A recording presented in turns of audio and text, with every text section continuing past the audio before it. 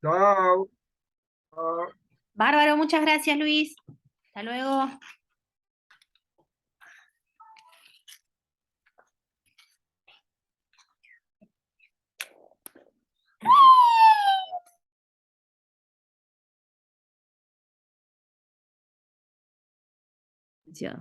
Bueno, si estamos todos prontos y disponibles, arrancamos con... No, antes que esto, preguntarles si tienen alguna duda, si pudieron ver algo de los respiradores de la unidad, si algo les generó duda, si nada les generó duda, si querían hablar algo de la clase anterior o no. Sí, buenas tardes. ¿Cómo va a ser la prueba?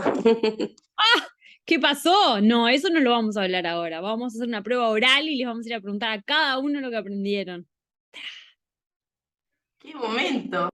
Y después va con un caso clínico, dijiste, ¿no? Eso mismo. Exactamente. Para.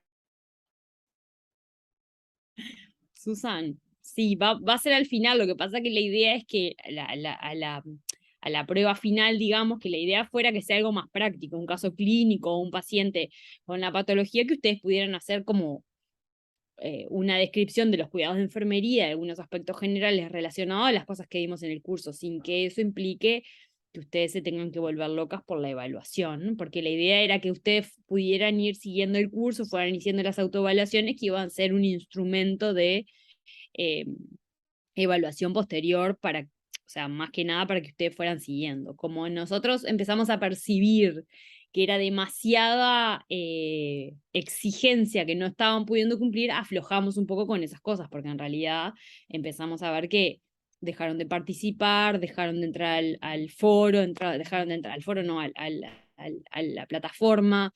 Entonces, bueno, la realidad es que nos intentamos ajustar a sus requerimientos, a sus necesidades. La prueba final va a ser un caso clínico, seguramente haya más de uno y a cada uno le tocará un caso clínico que va a tener que desarrollar algunas cosas de la fisiopatología o de la enfermedad que tenga ese bebé, de los cuidados generales, de aspectos de la ventilación, cosas generales que hemos ido dando en el curso. ¿Sí? Más o menos. Pero eso lo vamos a hacer al final con las personas que hayan cumplido eh, con un mínimo del 80% de las actividades que hemos propuesto en la plataforma y en la presencialidad, porque si no, no es que todo el mundo va a poder hacer, vamos a ir viendo. Después lo vamos a ver con Nora más al final, quiénes van a poder dar la prueba y quiénes no, según las actividades que hayan ejecutado en la plataforma y de forma presencial. ¿Sí? Buenazo. Bien.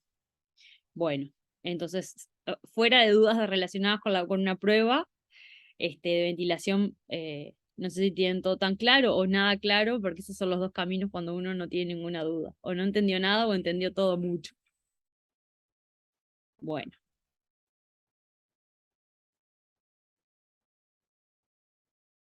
Esperen que esto no se me pone en una pantalla completa. Ahí está. ¿Se acuerdan que habíamos llegado hasta acá, que habíamos hablado un poco de los parámetros iniciales, de cuáles eran las situaciones a través de las cuales los niños... Ay, esperen que voy a cerrar la ventana porque hay mucho ruido. Y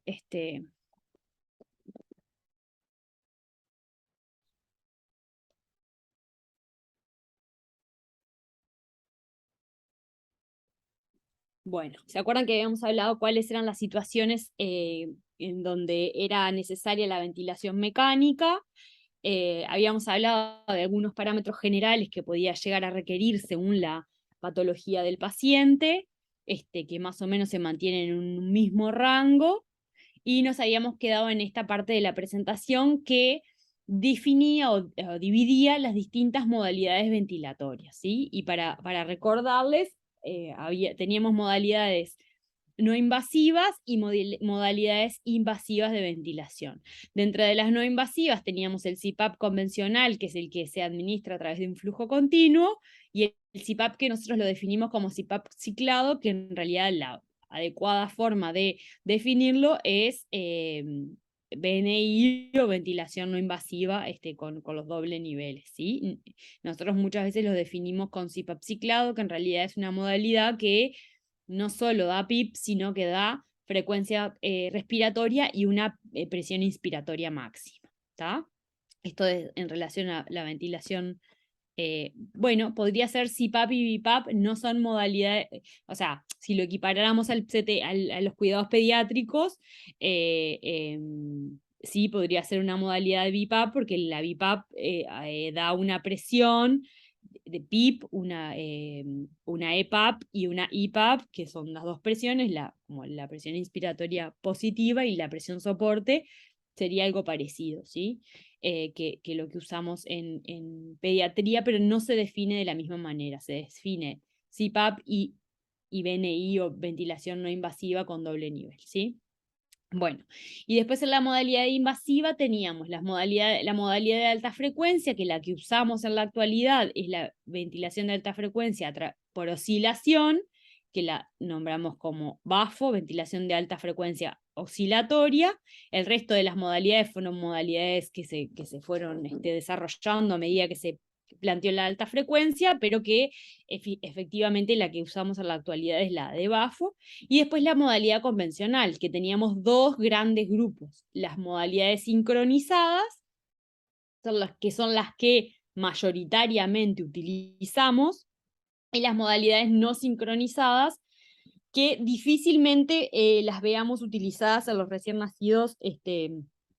Utilizamos modalidades no sincronizadas cuando ponemos esta modalidad de CPAP. En realidad ponemos al paciente con un dispositivo no invasivo, es decir, con una máscara nasal o con un CPAP nasofaringio, y lo ponemos en una modalidad mandatoria intermitente, y ahora lo vamos a ver.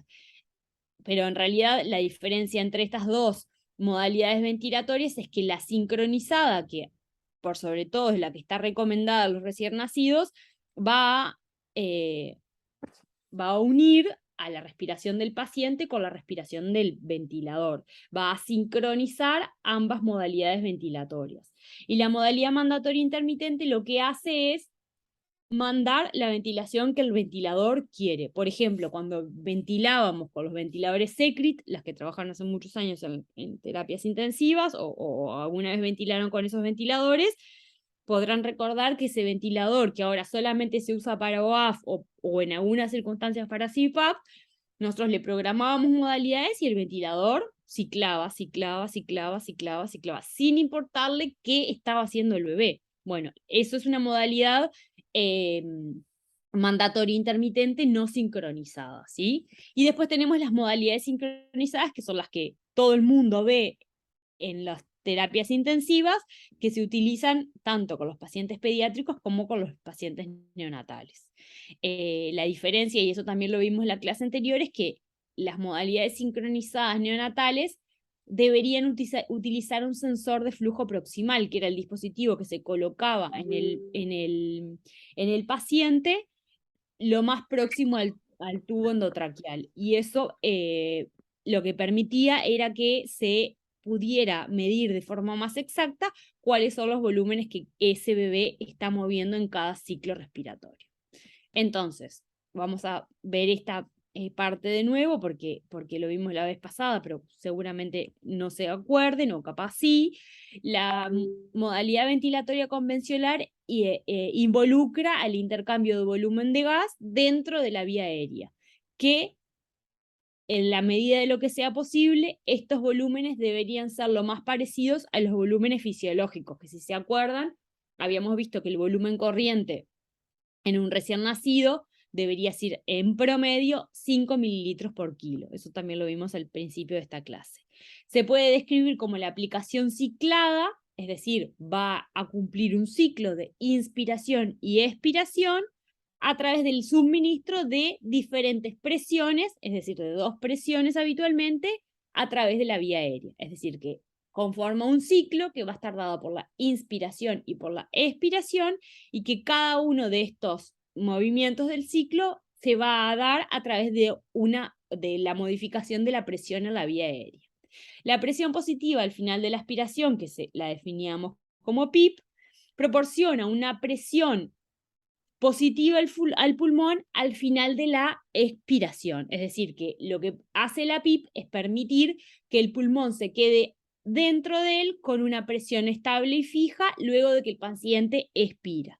Y tiene como objetivo mantener un volumen pulmonar estable, mantener dentro del pulmón un volumen de forma estable y constante que le permita a ese paciente realizar intercambio gaseoso. Ahora más adelante vamos a ver algunos videitos de cómo se comporta el pulmón en cada una de las modalidades ventilatorias. La presión positiva aplicada de forma intermitente en la vía aérea en este ciclo que venimos hablando se incrementa hasta una presión inspiratoria máxima, es decir, el paciente inspira, la presión llega al tope y eso se administra durante un tiempo inspiratorio establecido, que fue lo que vimos la vez anterior, ¿sí? El paciente inspira en un tiempo determinado, llegando hasta un tope superior de ventilación. Ahora cuando veamos las curvitas de los ventiladores, vamos a hacer un poquito más gráfico esta identificación. Esta forma de ventilación se conoce como ventilación ciclada por tiempo y limitada por presión. En general, esta modalidad ventilatoria convencional que nosotros usamos en los recién nacidos cicla un ciclo respiratorio en un determinado tiempo y utiliza presiones fijas y establecidas para su modalidad ventilatoria, ¿sí? Eso utiliza la ventilación mecánica convencional. Vamos a primero a ver la ventilación mandatoria intermitente, que es la que pocas veces utilizamos en los recién nacidos. Esta modalidad ventilatoria, como yo les explicaba, era la modalidad ventilatoria que usábamos anteriormente con los pacientes cuando no teníamos respiradores que permitían sincronizar el paciente con el bebé, y es una modalidad que a veces se puede utilizar cuando estamos utilizando ventilación no invasiva, ¿sí? Brinda una ventilación mecánica a una frecuencia estable, es decir, que el respirador, si yo le pongo 20, siempre va a dar 20, que va a ser la que determine el operador que programa ese respirador, y va a permitir que el paciente, por fuera de ese ventilador, respire de forma espontánea. O sea, el ventilador va a ventilar y el paciente puede que sincronice con esa ventilación que le estamos dando, como puede que no sincronice con esa ventilación que le estamos dando. Es en un modo ventilatorio en el cual todas las respiraciones son entregadas al paciente con un intervalo regular elegido por nosotros. O sea, siempre en cada ciclo respiratorio va a ingresar en el mismo tiempo inspiratorio, va a ejecutar las mismas presiones con la misma frecuencia que nosotros le cronometramos. Y como les decía recién, el paciente puede eventualmente sincronizarse o respirar espontáneo fuera de eso que le está dando el respirador, ¿sí? Las respiraciones son entregadas más allá del esfuerzo respiratorio del paciente, es decir, que al respirador no le va a importar si el bebé está haciendo esfuerzo para respirar, si el bebé está reactivo y respira con un cierto esfuerzo o no, y si ese esfuerzo es suficiente o no. Al respirador no le importa, el respirador va a ir por su camino con los ciclos respiratorios que nosotros le vayamos programando, ¿sí? Y esto puede ser una complicación cuando no lo utilizamos de forma adecuada, porque habitualmente genera sincronía, que significa que el bebé va por un lado y el respirador va por otro, y esa es una modalidad ventilatoria que en general no tiene muchas ventajas en los pacientes, solamente en aquellos pacientes que estén muy sedados y que realmente el respirador auspicie de ventilador, y porque el bebé no hace ningún esfuerzo respiratorio. Nosotros en esta modalidad ventilatoria programamos frecuencia respiratoria, programamos tiempo inspiratorio, programamos las presiones que nosotros queremos, y ahí hay otras cosas que son definidas por el paciente o que el paciente las va a definir de forma espontánea. O sea, el bebé va a respirar también en su ciclo respiratorio, va a mover su volumen determinado según el esfuerzo que ese bebé tenga, y puede ser que también utilice una presión inspiratoria máxima diferente si el bebé tiene más esfuerzo respiratorio que el ventilador tiene programado. Realmente que esta modalidad ventilatoria no tiene demasiadas ventajas, y como yo les decía, es una modalidad que solamente nos va a servir cuando el bebé esté sin ningún esfuerzo respiratorio. O sea, es una modalidad que va a comandar todas las ventilaciones cuando el bebé no tenga ni esfuerzo respiratorio ni esté reactivo. Entonces, en ese momento, en realidad, nosotros auspiciamos de pulmón sin importar lo que el paciente le pase, porque en realidad el paciente no está teniendo esfuerzo respiratorio. Pero, en realidad, para el resto de las opciones ventilatorias no es una buena modalidad, porque en general va a generar asincronía y puede generar dificultades respiratorias en los pacientes. Sin duda contribuye a que el paciente se desadapte, porque en realidad, si el paciente va respirando a una frecuencia espontánea y en medio que está, no sé, por ejemplo, expirando, el respirador le larga una inspiración, ese bebé va a tener una dificultad para expirar en su expiración espontánea. O viceversa, ese paciente está inspirando y el respirador le está promoviendo una expiración. Bueno, esta modalidad ventilatoria difícilmente se usa solamente capaz que en algún lugar que no tengan respiradores que sincronicen a los pacientes, pero en realidad no es una modalidad que habitualmente utilicemos en los sectores. Capaz que hay algún lugar que tenga un respirador muy viejo, que no sé, pero es una modalidad que casi no está sugerida para utilizar en recién nacidos, y menos en recién nacidos que tienen cierta reactividad. Solamente lo usamos capaz que en un bebé que no tiene ningún esfuerzo respiratorio, que está paralizado, quizás en un procedimiento quirúrgico, que la modalidad ventilatoria está ofrecida por un insumo que no tiene sensores de flujo, pero el bebé está paralizado, el bebé está curarizado, no ventila espontáneamente y todas las ventilaciones son otorgadas por el ventilador que nosotros estamos utilizando. Y no importa si el bebé tiene esfuerzo o no, porque en realidad va a estar sedado y no va a hacer esfuerzo propio. Por lo tanto, la ventilación va a ser realmente la que nosotros le estemos dando a través del respirador, pero en general no es una modalidad que se coloque en las unidades de cuidados intensivos en la forma, nuestra forma actual y cotidiana. No sé por qué no me deja poner Claro, más. eso mismo te iba a preguntar porque, digo, un paciente, yo me lo imaginaba un paciente sumamente sedado y bueno, polarizado para que no pelee con el ventilador. Claro, o sea, recuerden también que el atracurio solamente se utiliza en recién nacidos puntualmente en procedimientos quirúrgicos que requieran que el bebé esté curarizado, pero no es una droga que se utilice de forma habitual en los recién nacidos. Sí se utiliza en los pacientes pediátricos, pero en neonatología no es una droga habitual que utilicemos para sedar. Todo lo contrario, es una droga que tiene bastante controversia en el uso neonatal. La usamos, por ejemplo, si es un bebé que requiere, se le va a hacer una cirugía y necesitamos que el bebé esté paralizado, pero no es una droga que se utilice de forma rutinaria en los cuidados neonatales, en la pseudoanalgesia neonatal. ¿Sí?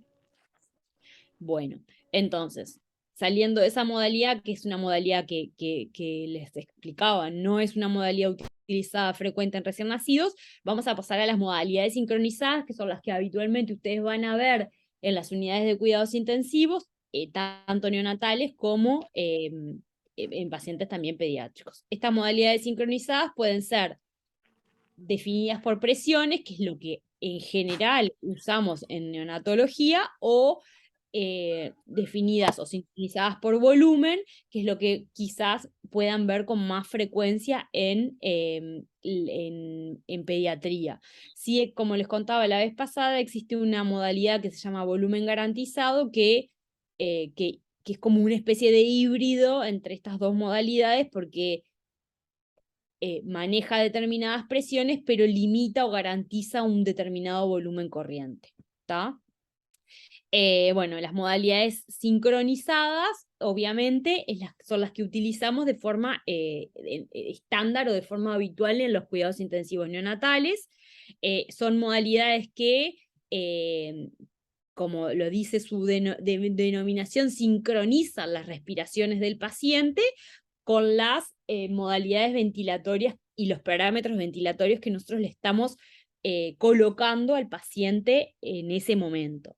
Lo que va a promover que así el paciente esté más sedado o menos sedado, se conforme una única unidad entre el ventilador y el paciente. Eso va a disminuir la asincronía, que era esto que promovía la otra modalidad ventilatoria, disminuir el esfuerzo respiratorio que el bebé puede generar por estar ventilado. Entonces, en esta sinergia se minimizan los requerimientos que este bebé puede necesitar, por ejemplo, de sedación o de parálisis muscular, que es otra cosa que, como les decía recién, no es una dosis o una droga habitual en neonatología, porque va a potenciar el esfuerzo que el bebé tenga con la modalidad ventilatoria que yo le esté colocando al paciente, ¿sí? Las modalidades de sincronización en este método de ventilación van a sincronizar el esfuerzo respiratorio del paciente, el esfuerzo inspiratorio del paciente, y esta sincronía puede estar gatillada o puede estar determinada por diferentes volúmenes que mueva el paciente o presiones que mueva el paciente, ¿sí? Las ventajas de esta modalidad ventilatoria tienen que ver con que, primero y principal, promueve la sincronía, promueve la sinergia entre el respirador y el esfuerzo expiratorio del paciente. Obviamente es una modalidad que le va a ofrecer cierto confort o mucho más confort que una modalidad no sincronizada. Optimiza el intercambio gaseoso porque va a potenciar lo que está respirando el paciente con los requerimientos que pueda tener y la oferta que le dé el respirador. Disminuye la necesidad de sedación. No es necesario en estos pacientes utilizar parálisis muscular, por fuera de que en general en los neonatos no se utiliza parálisis muscular, excepcionalmente con algunas patologías muy puntuales. Disminuye el trabajo respiratorio, disminuye los riesgos de volutrauma y barotrauma, que son las lesiones que se generan por volumen y por presión en estas modalidades, lo que no significa que las eviten al 100%. Las modalidades sincronizadas por presión tienen cierto riesgo de lesión pulmonar y de generar algunas lesiones como volu y barotrauma en la vía aérea del paciente. Y lo que va a permitir al tener distintas modalidades y al ir sincronizando el esfuerzo respiratorio del paciente es que a medida que este paciente requiera menos parámetros ventilatorios y esté con una respiración espontánea más eficiente, se pueda retirar de forma lo más oportuna que se pueda el ventilador o la modalidad ventilatoria, ¿sí? Entonces, dentro de esta modalidad ventilatoria sincronizada, tenemos 3 modalidades ventilatorias. Una la podríamos definir como presión soporte, otra la podríamos definir como modalidades asistidas controladas y otra la podríamos definir como ventilación mandatoria intermitente sincronizada, que es la que utilizamos como SIMB. Vamos a empezar de la que ofrece mayor soporte al paciente y vamos a ir hacia la que ofrece menor soporte al paciente, ¿sí? Las modalidades ventilatorias se van a ejecutar o se van a colocar según la situación clínica del paciente. Hay pacientes que requieren mayor soporte por su situación clínica y hay pacientes que requieren menor soporte por su situación clínica. O la modalidad ventilatoria en la que nosotros ponemos al paciente va a soportar determinadas ventilaciones o va a apoyar determinadas ventilaciones y el resto va a dejar que el bebé vaya respirando de forma espontánea. Entonces, la presión soporte, que es una modalidad ventilatoria que, como su nombre lo define, soporta todos los ciclos respiratorios, es una modalidad respiratoria, ventilatoria, que se ejecuta a través del ciclado, a través de un flujo y con presiones controladas, que soportan todas y cada una de las ventilaciones que este bebé pueda tener. ¿Qué significa esta modalidad ventilatoria? Que así el bebé tenga esfuerzo expiratorio, el respirador va a apoyar el 100% de las ventilaciones. Es decir, que si el bebé respira espontáneo, el respirador se va a ocupar de que esa respiración espontánea se dé a determinadas presiones y mueva determinados flujos. Es decir, soporta las respiraciones espontáneas y si el bebé no respira, va a ejecutar una ventilación por el bebé que no respire, ¿sí? En este modo, las respiraciones espontáneas, era lo que les venía diciendo de recién, son parcial o completamente soportadas por una presión inspiratoria por encima de la basal, ¿sí? Con el objetivo de disminuir el esfuerzo respiratorio que este paciente pueda tener en esta situación, ¿sí? Estas modalidades ventilatorias, hacer una modalidad ventilatoria que sincroniza todas las ventilaciones del paciente, que sincroniza y que controla todas las ventiladores del paciente, en la medida de lo posible requiere sensores de flujo lo más eficiente posible, porque si yo tengo un sensor de flujo que no permite la adecuada sincronía o no permite que el ventilador lea cómo está respirando ese bebé, podemos tener cierta dificultad en el soporte que le estamos ejerciendo. Por lo tanto, de ser conveniente, es una modalidad que tiene que tener un sensor de flujo proximal. Salvando esta circunstancia, los bebés muy prematuros, todas las modalidades ventilatorias deberían tener sensor de flujo, porque los volúmenes y las presiones que mueven de forma espontánea son muy pequeñas, y como lo habíamos hablado la vez pasada, el sensor de flujo que se encuentra de forma distal no logra censar eficientemente los volúmenes que mueve el paciente. Por lo tanto, es de buena práctica que todos estos bebés que son muy prematuros, cuanto más prematuros más, contengan o tengan colocado un sensor de flujo proximal, ¿sí? Esta modalidad ventilatoria está, bueno, acá dice está diseñada principalmente para destete, pero en realidad esta es una modalidad ventilatoria que no está puesto mal, no es una modalidad de destete, es una modalidad que soporta todas las ventilaciones del paciente, que apoya el 100% de las ventilaciones del paciente. Por lo tanto, es una modalidad que utilizamos en general cuando los pacientes están un poco más críticos o requieren más soporte ventilatorio, porque es una modalidad que soporta el 100%, no va a dejar que el bebé tenga respiraciones espontáneas con otras presiones, no le va a soltar la mano en la ventilación, va a apoyarlo en el total de las ventilaciones, ¿sí? Bueno, lo que decía ahí, la presión de soporte está completamente sincronizada con la respiración de espontánea del paciente, ¿sí? Como desventaja, esta modalidad tiene que el paciente debe mantener una cierta frecuencia respiratoria. A pesar de ello, si nosotros ponemos una modalidad presión-soporte con una frecuencia respiratoria elevada, vamos a soportar el 100% de las ventilaciones. Susan. Consulta. Sí. Cuando tú hablas del sensor de flujo proximal al Sí. paciente, estamos hablando de, o sea, que el único sensor esté más cercano al paciente o que tenga dos sensores, porque no No, sé si se puede tener dos sensores. no, que el único sensor, o sea, esperen que si llego a la parte les muestro de nuevo, ay, no sé si estaba en esta o en la otra. Les muestro como lo habíamos visto la vez pasada. Esperen que creo que está en la otra presentación. Cuando vimos la estructura y la armado del respirador, yo les había mostrado, esperen que les muestro la presentación, yo les había mostrado que nosotros tenemos la posibilidad de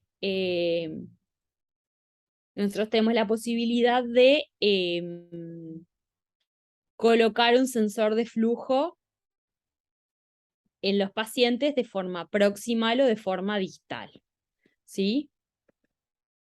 Entonces, acá, por ejemplo, esto es un Neumovent, y el Neumovent tiene la posibilidad de tener dos sensores de flujo. O sea, no es que el respirador tiene dos sensores de flujo, es que el respirador, si yo no le pongo el sensor de flujo proximal, automáticamente va a medir los flujos en este sector, que es el sensor de flujo. ¿Qué pasa con este sensor de flujo? Este sensor de flujo, si el bebé expira acá, tiene que recorrer todo este camino de la expiración y llegar hasta acá, para poder detectar en este lugar eficientemente lo que el bebé mueve. Es un bebé muy Claro, pequeño. yo Decime. eso sí lo entendí. Lo que yo quería saber era si se podía tener, por ejemplo, un proximal y un distal No, actuando a la vez. no, o sea, en realidad no es necesario tener un distal si nosotros tenemos un proximal, porque el proximal va a medir exactamente lo que el bebé expira. Esa es la eficiencia, que el bebé expire y al final del tubo endotraqueal nosotros ya tengamos la medición de lo que el bebé, de lo que el bebé está moviendo en esa modalidad, en ese ciclo ventilatorio. ¿Sí? Está buenazo. Entonces solo con ese ya estaría. Solo con ese estaría, o sea, si nosotros no se lo ponemos, igual el ventilador va a detectar, lo que puede generar cierta asincronía en cómo el respirador detecta cada una de las ventilaciones, ¿sí? Entonces, por ejemplo, acá tenemos una modalidad ventilatoria, voy a ver si puedo ampliarlo más. Acá tenemos un bebé en presión soporte, PCB, presión soporte. Entonces, este bebé tiene, como se acuerda que habíamos hablado el otro día, en el sector de abajo, nosotros tenemos los parámetros que le programamos al paciente.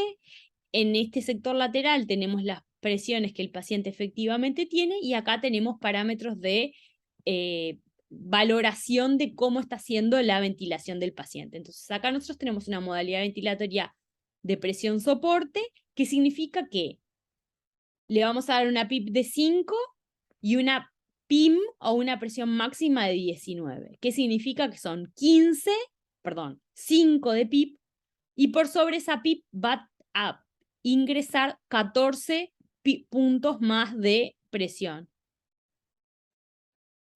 Bueno, Paula, perdone que estaba mirando el chat, que Paula me dice que son los sensores proximales que utilizan y que es el sensor es el que está más próximo al paciente. No había leído, disculpen. Entonces, esta modalidad significa que yo le voy a dar una PIP de 5. Por sobre esa PIP voy a elevar una presión de 14, es decir, el paciente va a empezar con una presión, presión volumen. El paciente va a empezar con una presión, no importa, se los explico acá, va a empezar con una presión, esa presión va a aumentar en la inspiración 14 puntos por arriba de la PIP. Eso significa que va a llevar una presión máxima de 19. No es esta curva, porque esta curva es volumen-presión, pero es para explicarle, esta es la depresión, esta es la inspiración que llega hasta 10, o sea, mínimo de 5, inspira, que es lo verde, llega hasta el 16, expira hasta 5, vuelve a la presión, que es la PIP, y vuelve a inspirar a ese pico. Yo le programé a este respirador 45 frecuencias respiratorias. ¿Qué significa? Que yo estoy segura que ese bebé mínimamente va a respirar 45 veces por minuto, ¿sí? Es decir, va a tener 45 ventilaciones. Cada ventilación va a tener como PIP 5 y como PIM 14 en un tiempo inspiratorio, es decir, el tiempo en el que el paciente, tampoco hay curva de tiempo, el tiempo en el que el paciente ingresa ese aire, esa ventilación, va a ser en 0,34 segundos, y el tiempo que le resta lo va a ejecutar para el tiempo expiratorio, ¿sí? Pero el bebé no está respirando 45, el bebé está respirando 70.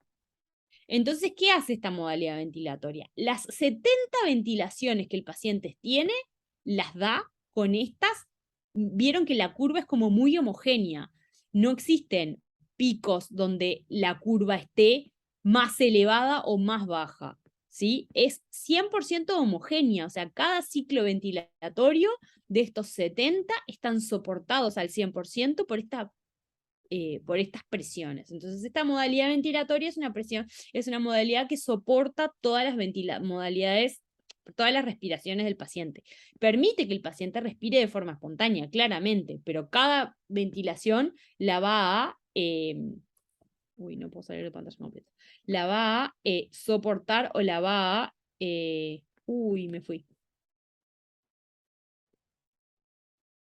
La va a apoyar, ¿sí? ¿Entendieron esta modalidad ventilatoria? Sí. Bien. Entonces, la siguiente modalidad ventilatoria es una modalidad que cada vez utilizamos más, que son las modalidades asistidas controladas. Es decir, o sea, es como si fuera un intermedio entre la ventilación anterior y la que le estamos ejecutando. Es una modalidad que asiste y controla todas las modalidades, o sea, asiste a las respiraciones del paciente, y cuando este paciente no respira, las va a controlar, ¿sí? Todas las inspiraciones espontáneas iniciadas por el paciente las puede asistir por un ciclo respiratorio, ¿sí? Puede ser utilizada en fase aguda o fase de destete de la insuficiencia respiratoria, en una fase en donde nosotros querramos estar más en un camino de retirada del ventilador, o quizás entre medio de un soporte de todas las modalidades ventilatorias. Esta modalidad es ciclada por tiempo, por lo mismo que decíamos, utiliza una cierta frecuencia respiratoria, un cierto tiempo inspiratorio, y también está determinada por una presión. Puede ser determinada, o sea, puede ser no, determina, se determina a través del tiempo y también a través de la presión. El objetivo de esta modalidad ventilatoria es mantener al paciente y al respirador trabajando juntos para disminuir la presión necesaria para lograr un objetivo deseado. Es decir, que nosotros vamos a utilizar esta modalidad ventilatoria para como sincronizar y optimizar lo que le pasa al paciente con el respirador. Entonces, esta es una modalidad ventilatoria que quizás la vemos bastante, que se llama TCPL, que significa ciclada por tiempo y limitada por presión. En este caso, voy a ver si se ve, porque no sé si se ve la parte de arriba, yo no tengo la... A ver, esperen. Para ver si... Uy, eso quiero mover. Ahí. Vamos a pausar un poquito más adelante. Se vean más todos los parámetros. Ahí. Entonces acá tenemos una modalidad ventilatoria. ¿Qué pasa en este paciente? Este paciente yo le estoy poniendo una PIP de 6 y una presión pico de 14. A diferencia de la otra, de la PCB, la PCB era, esta modalidad era presión soporte, es decir, la presión por arriba de la PIP.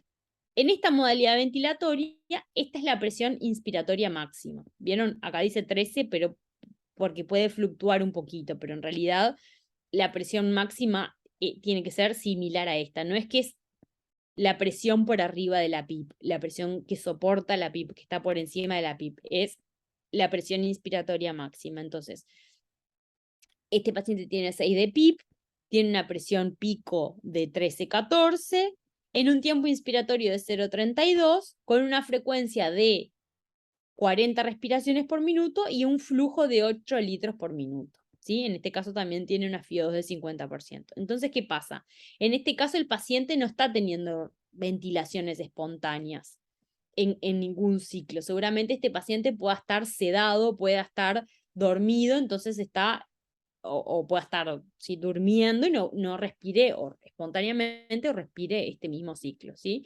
Entonces, ¿qué significa? Que esta paciente está moviendo la misma cantidad de ciclos respiratorios que el paciente está teniendo. Esta modalidad, de diferencia de la otra, le va a permitir al paciente que cuando el paciente mueva un volumen más alto o mueva una presión más alta, lo va a dejar de forma espontánea que pueda mover otro volumen, ¿sí?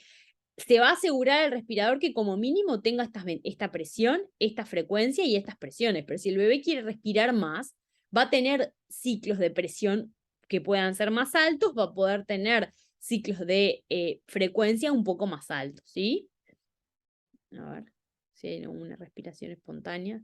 Creo que el paciente está muy dormido. O no sé si estaba puesto el respirador en el paciente cuando grabé el video. ¿Sí? Es una modalidad bastante utilizada. Cada vez usamos más TCPL. No sé si ustedes lo tienen como identificado, pero es una modalidad que se usa bastante en los pacientes prematuros porque le permite al paciente respirar de forma espontánea, tener sus respiraciones, pero evita que el paciente tenga que hacer como mucho esfuerzo respiratorio.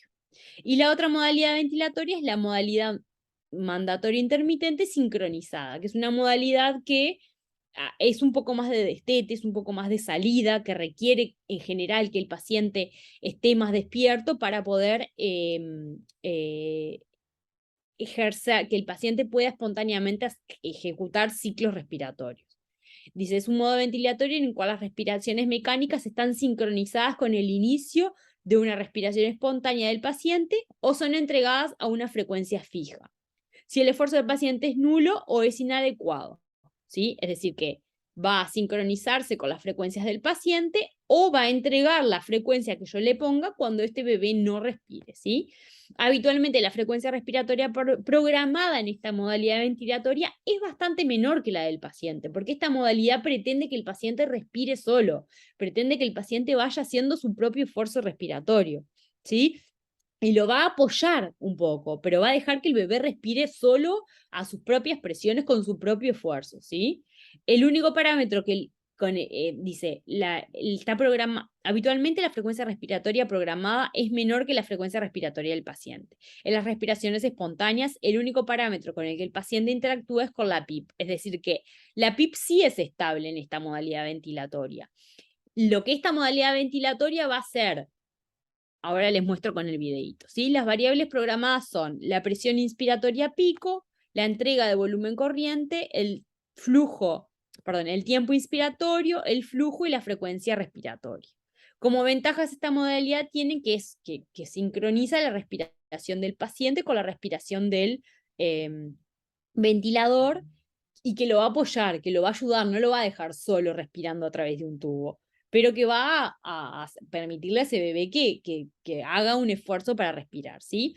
Ofrece un mayor confort, mejora el intercambio gaseoso, disminuye la necesidad de sedación, evita la parálisis muscular. De hecho, está contraindicada la parálisis muscular en esta modalidad ventilatoria que pretende que el bebé expire de forma espontánea, ¿sí? Reduce de cierta medida la presión que nosotros estamos utilizando en la vía aérea del paciente porque va a soportar algunas ventilaciones y las otras las va a dejar que el paciente respire de forma espontánea. Disminuye el trabajo respiratorio, disminuye bastante el riesgo de lesiones pulmonares y permite que el paciente destete de forma más espontánea o más rápida la ventilación. Le daba a Tracurio y le decía que, dale, respira. ¿Es un relato del pasado eso, Susan? ¿O es un No, chat? no, no, en conclusión de lo que estabas diciendo, que estaba Ah, contraindicado. sí, claro. Le daba a Tracurio y le decía, bueno, ahora manejate. Dale, respira, dale. Uy, qué peligroso. Bueno, entonces, esta es vieron, dice SIMB más presión soporte. ¿Qué significa? Que yo esta modalidad ventilatoria, yo al paciente le voy a apoyar, o sea, yo le voy a, digámosle, controlar sí, controlar sería bien la palabra, 35 frecuencias respiratorias. El bebé va a respirar seguramente más, porque esta modalidad ventilatoria es una modalidad que permite que el bebé respire de forma más espontánea, y la frecuencia respiratoria de los bebés que respiran espontáneo en general es un poco más alta que 35. Entonces, 35 respiraciones el bebé las va a tener con una PIP de 5 y una PIM o una presión soporte de 15, es decir, con un pico de 20. Estas 35 respiraciones del paciente van a estar apoyadas por esta presión. Pero ¿qué pasa? El resto de las respiraciones, de las ventilaciones que tenga el paciente, yo lo voy a ayudar, pero lo voy a ayudar con un poco menos de presión. No le voy a dar una presión pico de 20. Le voy a dar un poco menos de presión para asegurarme yo de que el bebé no se agote tanto en las ventilaciones, porque si yo solo le doy PIP y no le doy PIM, quizás este paciente se agota. Entonces, ¿qué significa? Que este bebé en algunas ventilaciones va a tener un pico máximo de 20 y en otras ventilaciones va a tener un pico menor, que ¿cómo va a ser? 5 más 7. Y esa va a ser la cantidad de pico que va a tener de forma intermitente. ¿Vieron? Mira, acá ya se puso en 18. Entonces, ¿qué significa esto? Que algunas ventilaciones, como mínimo 35, el respirador va a soportar con la misma presión, pero le va a dejar al bebé que respire otras ventilaciones y que esas otras ventilaciones estén con una presión menos. Incluso que el bebé tenga esfuerzo respiratorio independientemente de los parámetros que yo le estoy programando al ventilador. Si ustedes observan las curvas, no son curvas todas parejas, no son curvas todas que utilizan ni la misma frecuencia, ni los mismos intervalos, ni las mismas presiones. ¿Por qué? Porque esta modalidad ventilatoria, algunas las va a soportar y otras va a dejar que el bebé respire solo, sin olvidarse de que puede ser que no le alcance y que necesite una cierta presión para ventilar. Entonces, esta modalidad ventilatoria es una modalidad que requiere que el bebé en términos generales esté despierto, porque si el bebé se duerme, solamente va a tener 35 respiraciones por minuto. Incluso en estas modalidades ventilatorias, esta frecuencia se suele bajar bastante. De repente pueden tener 20 soportadas o 15 soportadas. El resto están todas apoyadas por la presión soporte, ¿sí? Que es esta que dice PSB. Esta es la presión soporte que le va a soportar el resto de las ventilaciones que el paciente respire de forma espontánea. Significa que, bueno, no lo va a dejar tirado para que solamente tenga 5 de PIP. No, lo va a ayudar y le va a colaborar con 7, pero va a dejar que el bebé respire. Y si quiere respirar con más de esa presión, va a respirar con más de esa presión. Pero se va a asegurar que un mínimo de ciclos respiratorios estén con una presión adecuada, ¿sí? Entonces, si ven acá el paciente está re despierto, se mueve, mueve distintos ciclos respiratorios, permanece, se va modificando, entonces esta modalidad hace que el bebé tenga ciclos respiratorios bastante diferentes en cada una de las modalidades. ¿Sí? Bien. Volver. Entonces, en términos generales, ¿entendieron la diferencia de estas modalidades? Tenemos una modalidad que va a soportar todas las presiones. Tenemos una modalidad que va a asistir y va a controlar, va a ayudar al que el bebé respire de forma espontánea, lo va a dejar que el bebé respire de forma espontánea y lo va a asistir, lo va a apoyar en caso de que el bebé no respire.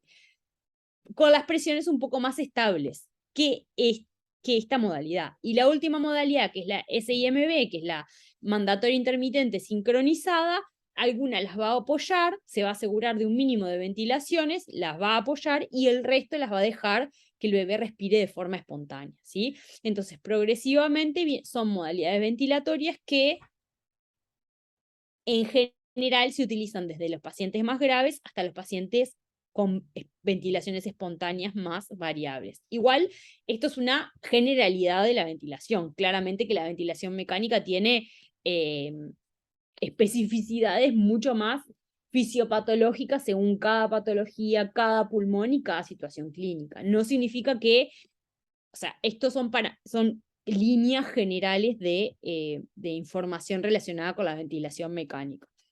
La ventilación mecánica es toda una especialidad que insume mucho conocimiento, bastante más que el que yo les estoy ofreciendo, ¿no? Pero es para que en términos generales tengan noción de qué parámetros ventilatorios o cuáles son las situaciones clínicas de los pacientes. ¿A alguien le quedó alguna duda de, por ejemplo, los parámetros que programamos en el respirador? Cómo vemos en el respirador las modalidades ventilatorias. ¿Alguien quiere hacerme alguna pregunta en relación a esto? Clarísimo, más claro que el agua. Yo tenía, por ejemplo, que en asistido controlado se podía hacer o por presión o por volumen, o sea, ese que mencionaste tú, que es de 4 letras, ya ni me acuerdo, con eso te digo todo. SIMB. Ahí está. Ese la verdad no lo había visto nunca. Bueno, en recién nacidos se usa muy habitualmente. O sea, bueno, por lo menos en mi experiencia, es de la modalidad ventilatoria que se utiliza con más frecuencia. Significa ciclado por tiempo y limitado por presión. En todos los recién nacidos, o en general los recién nacidos, nosotros no usamos modalidades por volumen, controladas por volumen. Usamos esa modalidad que yo les explicaba, que es volumen garantizado, pero no es una modalidad explícitamente que se realice por volumen.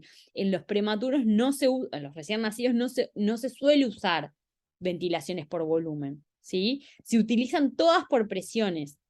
Estas 3 modalidades ventilatorias son las 3 que programan como parámetros de ventilación el volumen. Dejan que el paciente mueva volumen, pero no es el determinante de control, no es el parámetro de control del paciente. Miren, vamos a ver acá el video. Creo que este está bastante estable en la filmación y en la información. ¿Ven? Por ejemplo, acá, yo no sé cuánto pesa el paciente, este paciente, porque no sé de qué paciente es este respirador, pero acá me dice el volumen tidal. ¿Se acuerdan que habíamos hablado del volumen tidal? El volumen tidal es el volumen que mueve el paciente en cada ciclo respiratorio, que está compuesto por la inspiración y por la expiración. Como parámetro adecuado de evitar lesiones por volumen, el paciente debería mover 5 mililitros por kilo. Este paciente está moviendo un montón, 123. Dice 0 punto, pero es porque está expresado en litros por minuto. Pero 123 dividido 5. Este bebé está moviendo 24 mililitros por ejemplo, que el paciente pesara 5 kilos, por ejemplo. Yo hice el cálculo y no les expliqué. 123 dividido 5 kilos. El paciente está moviendo 24 mililitros por kilo. Es una barbaridad. O sea, capaz que, o sea, asumo que es un respirador neonatal porque al lado hay una termocuna. Si fuera un paciente y tiene parámetros ventilatorios relativamente bajos, pero seguramente este bebé esté bastante despierto, esté teniendo, vieron que el volumen va modificándose en cada ciclo respiratorio, y seguramente este bebé, vieron, si uno mira las curvas, ve que tenemos esta, que es una curva que nos habla de la relación entre el volumen, o esta, por ejemplo, entre el volumen y la presión. Nosotros vemos que es una curva que puede ser que si uno la mira en otra modalidad ventilatoria la vea más achatada, y eso está relacionado con el volumen que mueve el paciente. El volumen debería ser un parámetro ante el cual nosotros estemos alertas. En los pacientes pediátricos es un parámetro bastante significativo en relación a cómo vienen siendo. ¿Vieron? Este mueve 10 de volumen tidal, ¿sí? Y de repente si el paciente pesa 2 kilos, ¿están identificando lo que les estoy diciendo? Este valor de acá. Sí, O sea, sí, o sea, o sea, si pesa 2 kilos estaría bien, digamos. este paciente estaría bien porque está moviendo 5 mililitros por kilo, y esto es un parámetro normal para un paciente. La otra modalidad, el paciente está moviendo un montón de volumen. Cada vez más se tiende a estar alerta a este valor, que en estas modalidades ventilatorias nosotros no lo podemos utilizar como parámetro de regulación o de limitación o de ventilación en contra de lo que se pone en las modalidades de ventilación control, donde nosotros le ponemos un volumen determinado que queremos que mueva ese paciente, y en base a eso sí le programamos presiones, pero le decimos, bueno, yo quiero que mueva este volumen, no te pases de estas ventilaciones, pero asegúrame este volumen. Bueno, estas modalidades ventilatorias neonatales no utilizan ese parámetro como medición. Sí es de buena práctica que nosotros estemos alertas a identificar este número y saber si este número se adecua al peso del paciente, si equivale en promedio a 5 mililitros por kilo. Es de buena práctica, porque eso en general, no siempre, porque las patologías ventilatorias o pulmonares neonatales pueden generar que el paciente requiera mucha presión para mover determinados volúmenes, pero es de buena práctica pensar, bueno, está moviendo mucho volumen, seguramente este bebé tenga parámetros ventilatorios más elevados de lo que el bebé realmente necesita, porque está moviendo un volumen bastante más alto del que de que ese paciente requeriría según su kilo de peso para ventilar de forma eficiente. Entonces, es interesante que uno le preste atención a la relación que tienen los parámetros ventilatorios versus el volumen. Si el bebé estuviera moviendo poco volumen, seguramente yo debería ajustarle los parámetros ventilatorios para optimizar este volumen. O viceversa, si este volumen es muy alto, yo debería o modificarle la modalidad ventilatoria o descenderle los parámetros que tiene el paciente, porque seguramente me estoy pasando del volumen que el bebé debería mover en cada ciclo respiratorio. Y eso es un indicador de lesión pulmonar. A largo plazo, los bebés o los pacientes que tienen volúmenes tidales muy elevados o inadecuados según su peso, eso genera lesión pulmonar, eso genera complicaciones en la ventilación y en la estructura pulmonar del paciente, ¿sí? Bueno, si me dan un segundo, porque me estoy haciendo pis, voy a hacer un break y voy al baño y vengo. Y seguimos con alta frecuencia.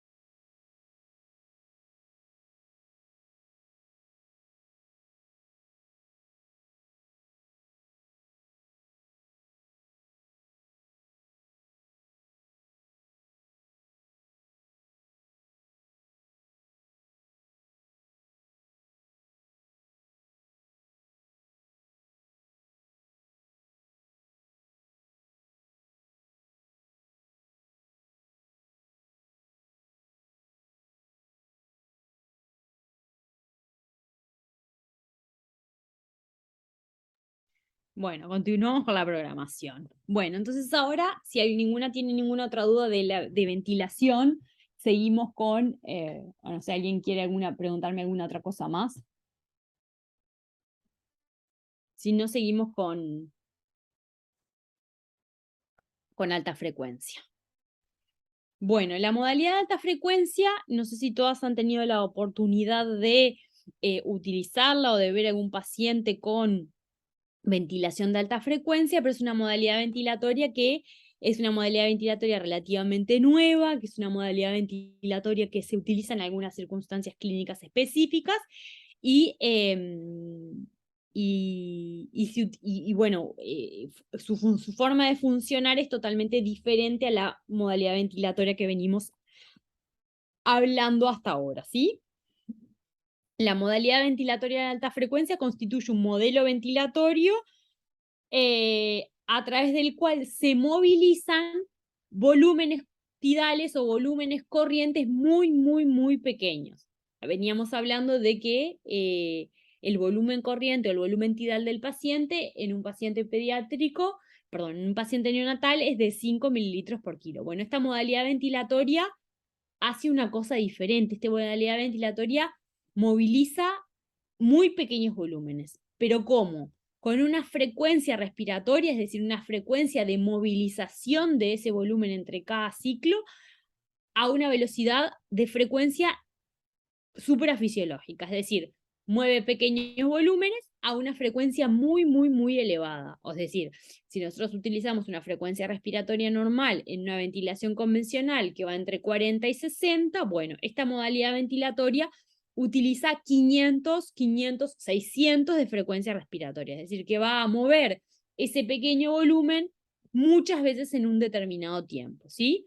Es una forma de asistencia ventilatoria que puede estar indicado a los bebés prematuros, en general en los bebés prematuros, en algunas patologías específicas como el enfisema pulmonar o el SDR prolongado o la lesión pulmonar que se generó a punta partida de la ventilación mecánica prolongada o el mal manejo de la ventilación mecánica en un paciente muy prematuro, lesiones pulmonares como neumotórax u otras patologías neonatales como por ejemplo la hernia diafragmática. Es de buena práctica estar alerta a el tipo de paciente que nosotros vamos a cuidar y si ese paciente es factible de poder requerir un ventilador de alta frecuencia. Por ejemplo, si vamos a recepcionar un bebé que tiene una hernia diafragmática, tenemos que estar alertas a ese bebé, ponerle de antemano un ventilador que le pueda dar alta frecuencia. ¿Por qué? Porque después cambiar el respirador cuando el paciente está muy crítico no es una buena idea. Entonces, tenemos que estar alertas a qué tipo de pacientes requieren esta modalidad ventilatoria. Y, si es posible, estar alertas a colocarle este respirador a aquellos bebés que tengan altas chances de poder requerirlo, por ejemplo, los bebés con hernia diafragmática. Entonces, esta modalidad ventilatoria utiliza algunos principios básicos o algunos principios de ejecución y tiene como meta lograr el reclutamiento o optimizar o mejorar la capacidad residual funcional, evitando grandes fluctuaciones de presión, que es la forma en la que ventilamos de forma habitual. Nosotros de forma habitual tenemos un ciclo respiratorio que está compuesto por una inspiración y una expiración, y en cada ciclo respiratorio generamos una diferencia de presión importante dentro del pulmón. Esta diferencia de presión importante que generamos dentro del pulmón puede tener cierto riesgo, como venimos hablando, de generar lesión o por el volumen utilizado o por la presión utilizado a punto de partida de una sobredistensión o del uso de presiones muy elevadas en la vía aérea del paciente, ¿sí? Esta modalidad ventilatoria es diferente, es casi que yo les dijera opuesta, se encarga de mover muchos menos volúmenes y a una frecuencia mucho más elevada, ¿sí? Para ejecutar esta modalidad ventilatoria utiliza volúmenes tidales muy pequeños y frecuencias respiratorias muy elevadas.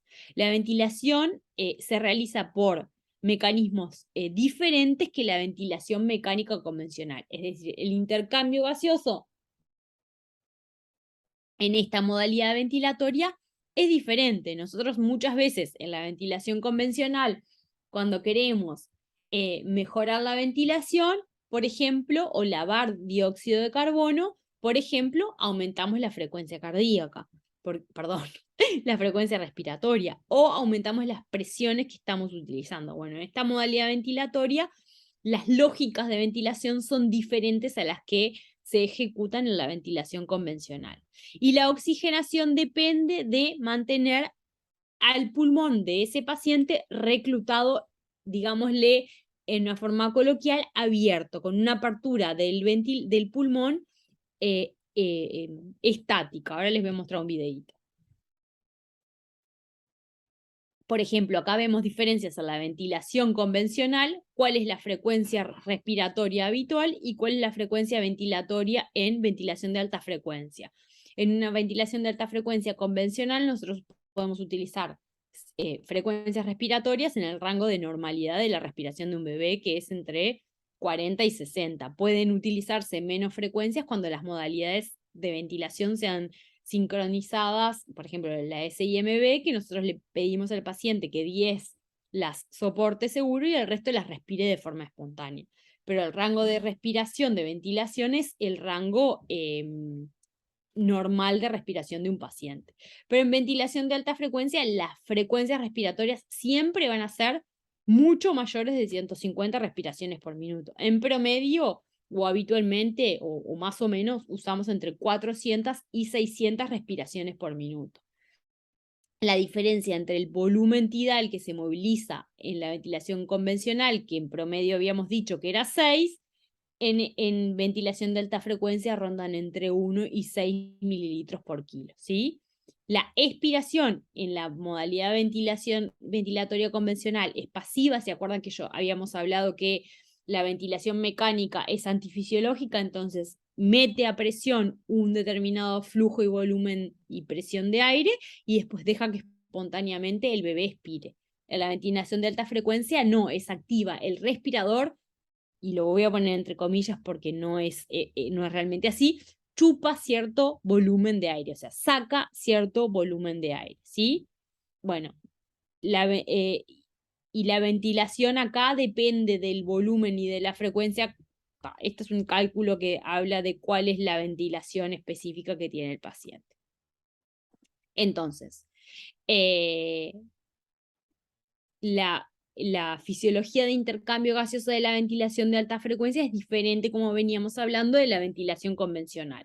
Se logra una ventilación alveolar, es decir, que cada alvéolo esté ventilado a través de la utilización de un volumen tidal menor que el espacio muerto, es decir, el volumen tidal que utilizamos es muy pequeñito, ¿sí? En la ventilación de alta frecuencia, la ventilación y la oxigenación están separadas, no son parámetros que dependan linealmente uno del otro. Es decir, que los parámetros involucrados en la oxigenación no siempre intervienen en la ventilación, salvo en algunas circunstancias puntuales. No los quiero igual entreverar con estos elementos de ventilación y oxigenación, porque son como un poco más complejos de entender en relación a la mecánica de la funcionalidad de la ventilación de alta frecuencia. Al conectar un paciente en ventilación de alta frecuencia, se ajustarán parámetros para observar la vibración del tórax y la vibración del abdomen del paciente, que esos son uno de los cuidados que nosotros tenemos que tener cuando ponemos al bebé en alta frecuencia. Modificar los parámetros y vamos a controlar muy, muy estrictamente esto, y según cómo sean los resultados de ese paciente, vamos a ir modificando y ajustando los parámetros de la ventilación de alta frecuencia para tener determinada estabilidad. Es decir, que nosotros definimos cambiar la modalidad ventilatoria en un paciente, lo colocamos en ventilación de alta frecuencia y antes de la hora de que lo colocamos vamos a tener que hacer un montón de cuidados para asegurarnos que la ventilación que le estamos ejecutando a ese paciente sea la adecuada. Este es el ventilador que en la mayoría de las unidades hay. Este es un video que saqué de internet, no está tan claro, pero esta es cómo se ve. A ver si se escucha. Cómo se ve la modalidad ventilatoria de alta frecuencia en un bebé. A ver si lo pongo un poquito para atrás. que se vea el panel. Vieron, acá este bebé tiene 480 respiraciones por minuto. ¿Qué significa? Tenemos una línea de base y una línea, es como si yo le dijera una presión mínima, que no se dice así, pero para que ustedes lo entiendan, y una presión máxima. Es decir, el bebé va a ciclar entre cada uno de estos ciclos, entre cada una de estas subidas y bajadas de curva. En cada uno de estos ciclos por debajo de la curva se va a mover un determinado volumen, que es un volumen mucho más pequeño que el que nosotros movíamos en la ventilación mecánica convencional. Y estos ciclos, estas respiraciones, digamos, que no son respiraciones eficientemente, pero son vibraciones que le ejecutamos al pulmón, se van a dar 480 veces en un minuto, ¿sí? Esta modalidad ventilatoria tiene, a ver si se ve un poco más claro, esta modalidad ventilatoria tiene una frecuencia que se expresa en hertz, que es esto que dice 8, que si uno lo cuenta, aproximadamente, cada hertz aproximadamente son 60 respiraciones, entonces se traduce en 480 ciclos por minuto, respiraciones por minuto, con una presión promedio, es decir, que en esta modalidad de ventilatoria, uno de los primeros conceptos es que no existe una fluctuación real de presión, sino que existe una presión media de la vía aérea estable, es decir, que ese pulmón va a estar inflado con una presión constante y estable, que va a vibrar y va a ciclar en cada ciclo respiratorio.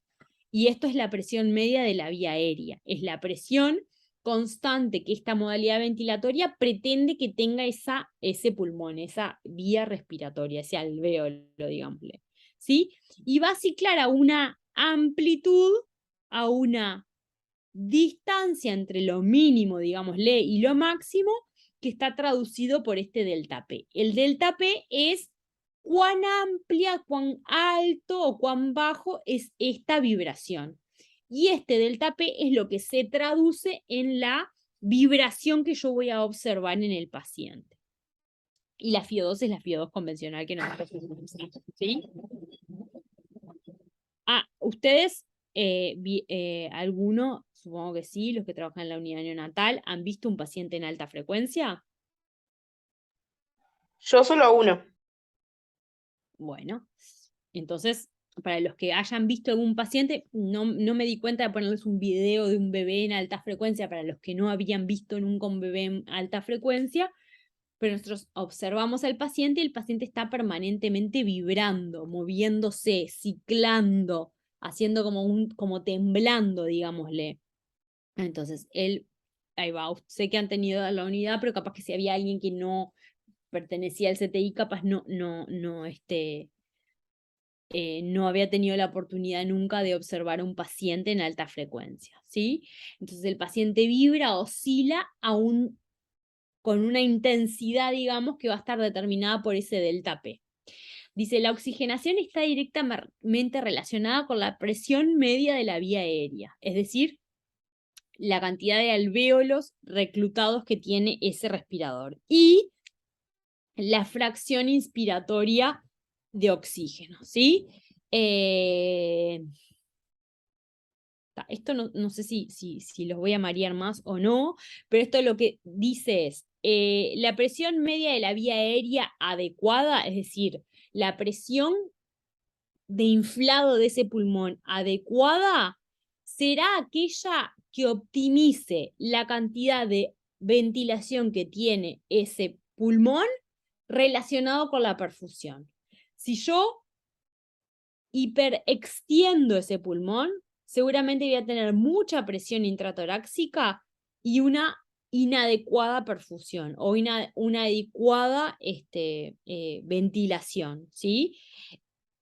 Este aumento de la presión intratorácica tiene que ser estable y adecuada para evitar que haya sectores que estén cerrados, que estén atelectasiados y que permitan que su apertura optimice la función de los alvéolos, ¿sí? Si uno sobredistiende el pulmón, compromete la cantidad de sangre que le va a llegar, porque es como si yo tuviera el globo a punto de explotar, comprime todo y no permite que la sangre le llegue adecuadamente al pulmón. O sea que esta modalidad ventilatoria es una modalidad que tiene ciertas, o puede tener ciertas repercusiones hemodinámicas en los pacientes. Eso significa que uno cuando pone al bebé en alta frecuencia tiene que estar alerta, muy alerta de alteraciones hemodinámicas. Tiene que estar muy alerta de la valoración clínica del paciente, que el paciente siga orinando,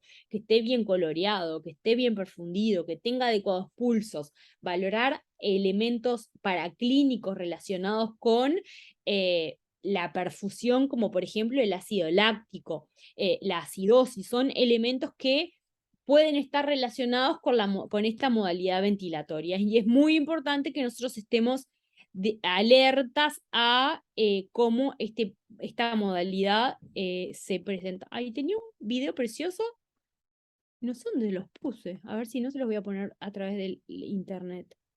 Quería mostrarles cómo el paciente respiraba. Se ve que no me quedó puesto. Esperen que voy a mostrárselos a través de... Acá está, miren. Ahí ven YouTube, sí. Porque yo como compartí pantalla. Sí, sí.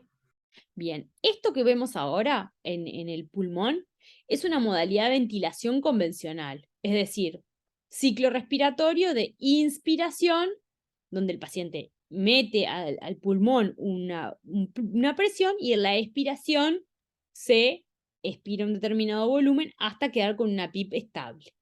Y ahora va a poner ese mismo pulmón en una ventilación de alta frecuencia para que ustedes identifiquen la diferencia. ¿Qué pasa? Nosotros generamos una presión media de la vía aérea estable, es decir, introducimos a ese pulmón una presión fija y luego de que ese pulmón, lo que pasa con este pulmón que nosotros vemos es que empieza a reclutar alvéolos que estaban desreclutados. Por eso hay zonas que ustedes, por ejemplo, ven, hay zonas, me quedó medio jaspeado ahí. Hay zonas, por ejemplo, acá, que el pulmón está reclutado, pero hay otras que el pulmón está telectasiado o tiene zonas de menos ventilación. Lo que hace esta modalidad ventilatoria es permitir que la vía aérea se mantenga estable, el pulmón se infle y oscile. Ven que la oscilación, le da vuelta el pobre pulmoncito como loco. Se dan cuenta que la oscilación es como mínima, es una vibración que tiene el pulmón y eso promueve que vieron que acá se ve perfectamente cómo oscila ese ventilador. Tiene 200, bueno, esta es la presión media de la vía aérea, que es 23, que la va ajustando, la va disminuyendo para disminuir la presión media de la vía aérea, ese es un parámetro que está correlacionado con la ventilación convencional, y ahí deja el paciente con un pulmón inflado a una determinada presión, ¿sí? La presión media de la vía aérea se calcula en base a la presión media de la vía aérea que tiene ese paciente en la ventilación convencional. Por ejemplo, si el bebé tiene una PIP de 6 y una PIP de 20, la presión media de la vía aérea es un valor que está relacionado con esas dos presiones. No es una cuenta exacta, pero por ejemplo la presión media de la vía aérea podría ser 13, 14. Entonces cuando yo lo cambio, que eso es una cosa que se ve también en las modalidades ventilatorias convencionales. Miren que les voy a mostrar dónde se ve. La presión media de la vía aérea. Ay, miren, esto me faltó decirles. La presión media de la vía aérea se mide acá. Es un parámetro que el respirador da automáticamente en una relación entre estas dos presiones. Entonces, si yo a este paciente lo tuviera que colocar vamos en ventilación de alta frecuencia, la presión media de la vía aérea van a ser 2 puntos por arriba de la presión media de la vía aérea que tenía el paciente en la modalidad ventilatoria convencional. ¿Sí? Entonces, eso es un parámetro que nosotros vamos a tener para determinar o definir con qué parámetros ventilatorios nosotros colocamos a un paciente en alta frecuencia. ¿Sí? Entonces existe una diferencia sustancial en la forma en la cual estas dos modalidades ventilan. No significa que una es mejor que otra, son diferentes. En un momento la ventilación de alta frecuencia se puso muy en auge y todos querían usar ventilación de alta frecuencia, eso llevó a algunas ciertas curvas de aprendizaje. Lo que sí se sabe que ahora que no es una modalidad ventilatoria de elección, es decir, yo no tengo un bebé que tiene un diagnóstico de hernia diafragmática y del vamos le pongo ventilación de alta frecuencia, no. La ventilación de alta frecuencia suele ser una modalidad que en términos generales es de rescate o de soporte o de alternativa. Entonces la voy a utilizar cuando la ventilación mecánica convencional no fue eficiente, porque en realidad no hay evidencia de que de antemano poner esta modalidad ventilatoria genere diferencias en la morbi-mortalidad de estos pacientes. Entonces se utiliza más como soporte, ¿sí? Veníamos hablando de la oxigenación, que la oxigenación dependía de la ventilación alveolar, a ver, ¿dónde estaba? De la FiO2 y del volumen tidal, de la presión media de la vía aérea y de la FiO2, perdonen, ya hasta ahora no sé lo que digo, y la ventilación, que va a ser el responsable de eliminar el dióxido de carbono en el paciente, ¿sí?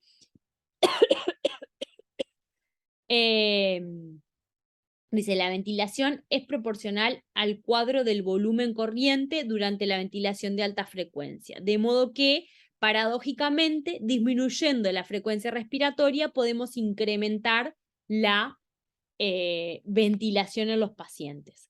Eso tiene que ver con que el intercambio gaseoso se va a dar en el espacio que hay debajo de la curva de cada ciclo. Es un poco complejo, no vamos a entrar tanto en tema porque si no se van a entreverar un poco, pero con que se queden con que la ventilación del paciente se da en el espacio por debajo de la curva.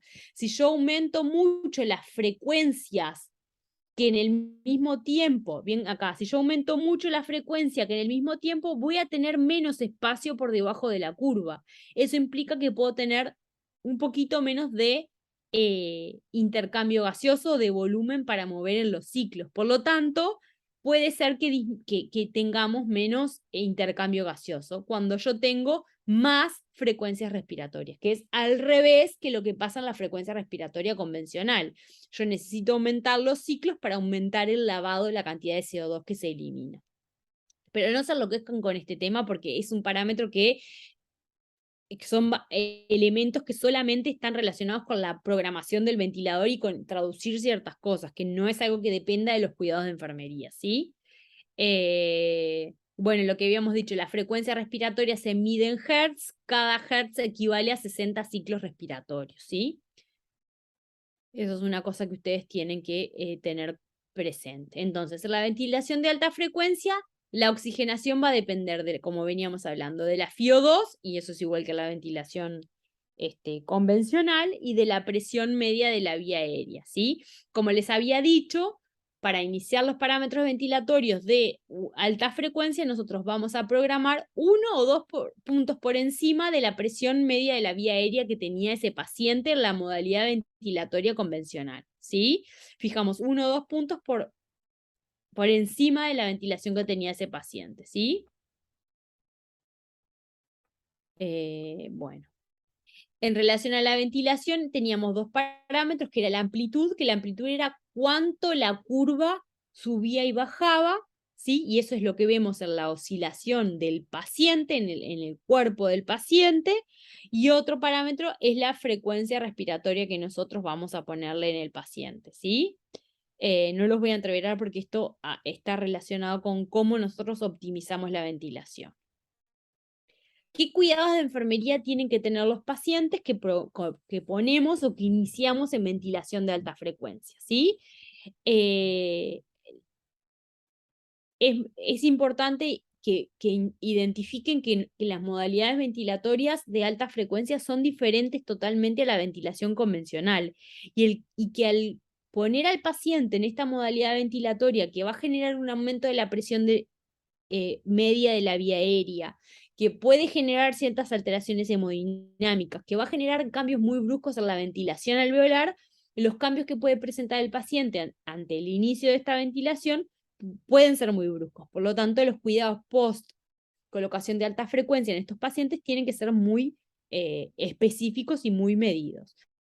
Luego de que nosotros ponemos a un paciente en ventilación de alta frecuencia, lo primero que tenemos que hacer a la hora de colocarlo es realizar una radiografía de tórax para identificar cómo está la ventilación de ese pulmón, porque es un parámetro que nos va a determinar si tengo que bajar o subirle ciertos parámetros ventilatorios, ¿sí?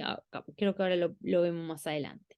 Es importante también explicarle a la familia que este bebé está en una modalidad ventilatoria que no le hace mal, que no le duele, que no se va a sentir mal, que no le va a afectar nada, porque van a entrar y van a ver a su hijo vibrando como una cosa que nunca en la vida se vio. Entonces es importante que nosotros hablemos con la familia y no desestimemos todo lo que tiene que ver con los cuidados para el neurodesarrollo. El cuidado de la familia, el apego, estar cerca de la familia, o sea, todo lo que tiene que ver con el neurodesarrollo se mantiene tal cual lo veníamos ejecutando en el resto de las modalidades ventilatorias, ¿sí?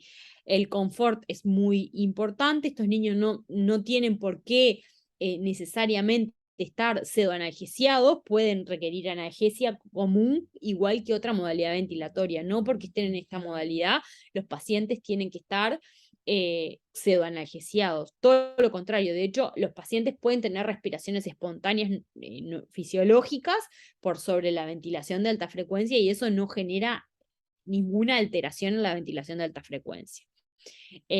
Obviamente, como es una modalidad que recluta el pulmón, abre el pulmón y lo mantiene con una presión media de la vía aérea, hay que, en principio, siempre colocarles un circuito cerrado de aspiración y evitar desconectar al paciente de la ventilación de alta frecuencia. Esto también corre para la ventilación convencional, pero en esta modalidad que depende del reclutamiento y depende y aumentamos mucho la presión media de la vía aérea, es muy importante que no desconectemos al paciente del ventilador para evitar que toda esa presión que nosotros le dimos al pulmón de momento al otro se colapse y desaparezca, ¿sí? Y lo que hablábamos de la conexión de la familia, ¿sí? Bueno, la frecuencia respiratoria, lo que veníamos hablando, se mide en hertz. Un hertz equivale a 60 respiraciones por minuto. Esta es una tabla que nos dice qué parámetros ventilatorios deberíamos modificar cuando necesitamos determinada cosa. Por ejemplo, si quiero disminuir la CO2, voy a aumentar la amplitud. Al aumentar la amplitud, aumento el espacio por debajo del área de la curva y aumento el sitio donde estoy realizando intercambio gaseoso. De lo contrario, si disminuyo esta, por ejemplo, tengo una CO2 muy baja, que es una cosa que puede suceder cuando nosotros colocamos a un paciente en alta frecuencia, si la CO2 desciende muchísimo, voy a tener que bajarle la amplitud para hacer que esté eliminando menos CO2, ¿sí? No los quiero enloquecer con estos parámetros.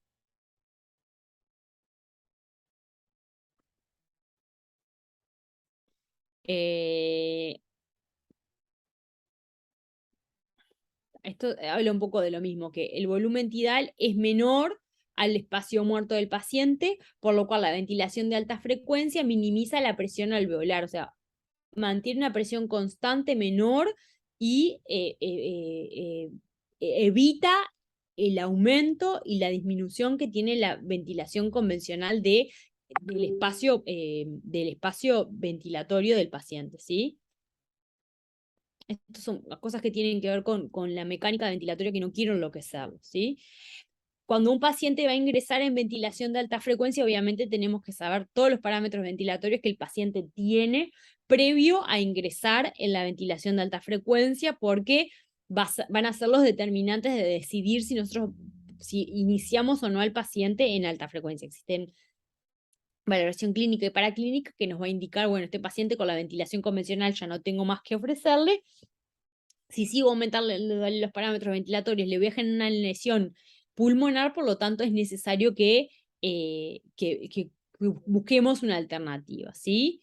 La gasometría del paciente, el índice de oxigenación, cuáles son los objetivos que el paciente tiene de terapia ventilatoria, cómo es la PO2 y cómo es la PCO2 en ese paciente para ver si es un parámetro de ingreso de ventilación de alta frecuencia. En general, un parámetro muy claro de ingreso de ventilación de alta frecuencia es ir aumentando progresivamente los parámetros de ventilación convencional y mantener muy constante la hipercapnia, es decir, que la CO2 no pueda disminuir, pero esa CO2 que no se disminuye tiene que estar acompañada de una fisiopatología que se beneficie por la alta frecuencia. No voy a poner a un bebé que no tenga ninguna lesión pulmonar en una modalidad de alta frecuencia porque no se van a beneficiar. Hay que evaluar cuál es la causa de esa alteración. En cambio, si yo tengo un bebé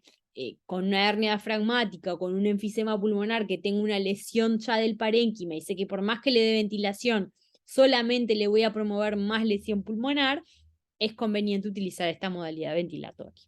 Monitorizar siempre al paciente de forma multiparamétrica es algo que hemos insistido y la monitorización multiparamétrica tiene que estar en todos los pacientes. Identificar previo a la colocación del paciente en alta frecuencia, dónde está el tubo, cuál es la posición y saber si esa posición es la adecuada. Los pacientes que los vamos a colocar en alta frecuencia deberían estar hemodinámicamente estables, porque seguramente lo voy a poner en alta frecuencia y se va a descompensar. Si es un paciente que tiene tendencia a la hipotensión, que está requiriendo cada vez más inotrópicos, no está en oportunidad de poner en alta frecuencia porque la hemodinamia se va a ver alterada. Aumento la presión intratorácica, disminuye el retorno venoso y vamos a tener más complicaciones hemodinámicas, y eso es una complicación porque por mejor que yo ventile al paciente, si no tengo adecuada perfusión y adecuado retorno venoso, no me sirve de nada la adecuada ventilación, ¿sí? Esto lo hemos hablado bastante y cuál es la posición adecuada para poner a los pacientes. Toda la bibliografía habla que la mejor posición para poner a los pacientes es en decúbito ventral, siempre porque optimiza la ventilación alveolar y la mar en coche. Bueno, en la vía de los hechos nosotros nunca ponemos un paciente en ventilación de alta frecuencia en decúbito ventral, o por lo menos en las etapas iniciales, porque no nos permite una adecuada observación del paciente. Sí lo ponemos en decúbito dorsal y sí tenemos que observar al paciente cómo vibra, hasta dónde vibra. Y como lo habíamos hablado hace un ratito, estos pacientes no, por estar en ventilación de alta frecuencia, requieren pseudoanalgesia, ¿sí? Habíamos hablado de la valoración hemodinámica, la frecuencia cardíaca, la presión arterial, la coloración, la perfusión, si presenta pulsos distales periféricos, auscultación de los ruidos cardíacos. A pesar de que esté recomendado en esta modalidad ventilatoria, estos son cuidados que deberíamos ejecutarle a todos los bebés para que cuando tengamos una alteración en alguno de estos parámetros estemos más ágiles en la identificación. Valorar durante la ventilación de alta frecuencia la estabilidad respiratoria, la saturación, su perfusión y coloración, cómo ventila, si la ventilación de alta frecuencia y la vibración se oculta en el tórax, si alguno de los ocultan, es como un tac, tac, tac, tac, tac, se escucha, se transmite bastante el sonido. Tenemos que visualizar la vibración que ese paciente tiene, que debería ser no más de la raíz de los muslos, no debería superar la vibración más allá de la raíz de los muslos, ¿sí? Es decir, va a vibrar el tórax hasta la zona suprapúbica, digámosle, en los recién nacidos, ahí por encima de la raíz de los muslos, ¿sí? Y obviamente es necesario que nosotros estemos alertas a algunos parámetros ventilatorios que nos va a dar el respirador de alta frecuencia, como por ejemplo la DCO2 o el volumen tidal. La DCO2 es un parámetro que no tiene un valor predeterminado, que es un parámetro que nos habla de cuánto dióxido de carbono se está eliminando en el paciente, y es un parámetro que nosotros tenemos que correlacionar con la gasometría. Por ejemplo, este bebé tiene una DCO2 de 230 con una PCO2 de 50. Entonces nosotros sabemos que este bebé con este valor de eliminación de DCO2 mantiene una PCO2 estable. Si esta DCO2 desciende, yo tengo que presumir que puedo tener hipercapnia. Y por lo contrario, si esta DCO2 aumenta mucho, yo puedo presumir que la CO2 del paciente bajó mucho. Entonces, es un parámetro que continuamente tenemos que estar alertas en los bebés que están en esta modalidad ventilatoria. Se ve por acá, da la DCO2 y es un parámetro que depende de cada paciente en cada circunstancia, pero que tenemos que equiparar con la gasometría y con la situación clínica del paciente. Aumento de secreciones, líquido en las tubuladuras, obstrucciones de la vía aérea, todos esos parámetros afectan la DCO2. Entonces, ante alteraciones en la DCO2, nosotros tenemos que ejecutar alguna acción, ¿sí? Obviamente, todos los aspectos que tienen que ver, que ya lo venimos hablando, con la termorregulación, la normoglicemia, la integridad de la piel, son cuidados que transversalizan a todos los cuidados de enfermería en todas las situaciones clínicas. Si nosotros tenemos un bebé en alta frecuencia, es recomendable que la normotermia se mantenga porque, como habíamos hablado, disminuye el gasto metabólico, disminuye el consumo de oxígeno y en estos pacientes es muy importante optimizar siempre que podamos, servocontrolemos a los pacientes en esta situación, ¿sí? Bueno, aspectos relacionados con todo esto, con la nutrición, la seguridad del paciente, la prevención de infecciones. Acuérdense que el paciente está ventilado, por lo tanto vamos a tener ciertos riesgos de infecciones asociadas a todos los dispositivos que nosotros tengamos colocados a los pacientes. A las colocaciones de los catéteres que el paciente tenga, de la ventilación mecánica, y es importante que nosotros estemos alertas que no tengamos riesgos sobreagregados. Otra cosa que es relacionada con la nutrición, estos bebés no tienen contraindicada la alimentación enteral por estar en esta modalidad ventilatoria explícitamente. O sea, estos bebés pueden comer y alimentarse sin ninguna dificultad en esta modalidad ventilatoria. Lo que va a determinar la nutrición es la situación clínica del paciente. Si el paciente está en una situación clínica muy compleja, es muy difícil alimentarse, pero no es esta modalidad ventilatoria la que va a determinar si el bebé come o no.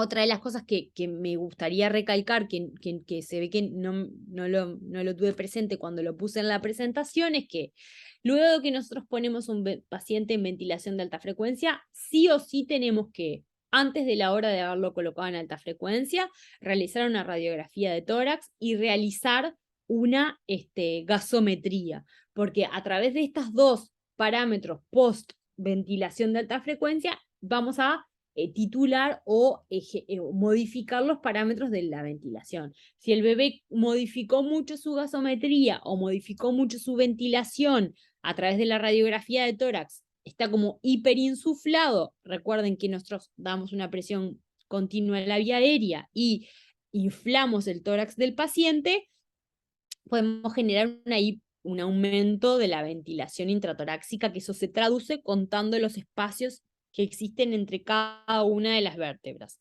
En la ventilación adecuada, el paciente debería tener 8 espacios intercostales visibles. Si yo tengo más de 8 espacios intercostales, seguramente veamos alguna placa la próxima.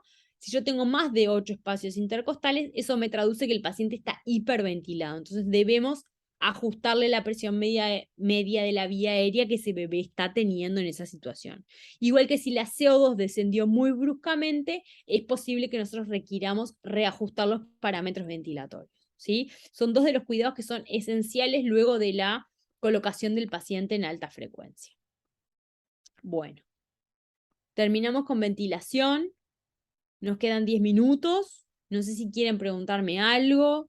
Como les dije en la clase anterior, es importante que se anoten dudas, que pregunten, porque si no, yo no sé si voy por un lado explicando algo que nadie me está entendiendo o más o menos me van siguiendo en lo que estamos hablando en relación a la ventilación. Obviamente, la ventilación de alta frecuencia tiene otras modalidades y hay algunas cosas fisiopatológicas que son un poco más entreveradas de entender. Lo bueno es que después si quieren profundizar, sí puede salir corriendo, Susana. Después si quieren profundizar, podemos rehablar de ventilación de alta frecuencia. Y la idea era que ustedes tuvieran como una idea general de cómo se ejecutaba esta modalidad ventilatoria para que tuvieran noción. Si yo les empiezo a hablar ahora que le baja el volumen corriente, el volumen tidal, bueno, capaz que se pierden ahí en la explicación y estoy hablando para algo que nadie me va siguiendo. Entonces no quería atormentarlas tanto con esa información. Sí que tuvieran en cuenta que son distintas modalidades ventilatorias que se utilizan de forma muy diferente y que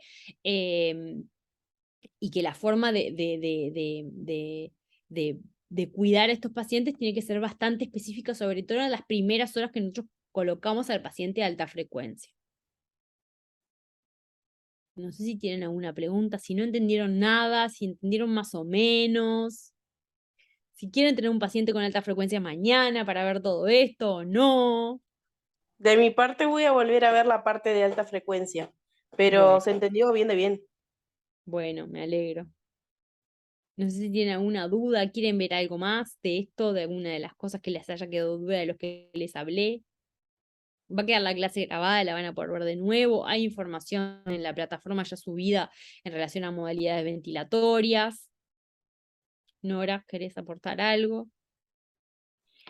Sí, de que sabes que tenemos varios pacientes en alta frecuencia. Nosotros tenemos la particularidad que los respiradores Drager se caracteriza por tener esa modalidad, Ujú. de que la idea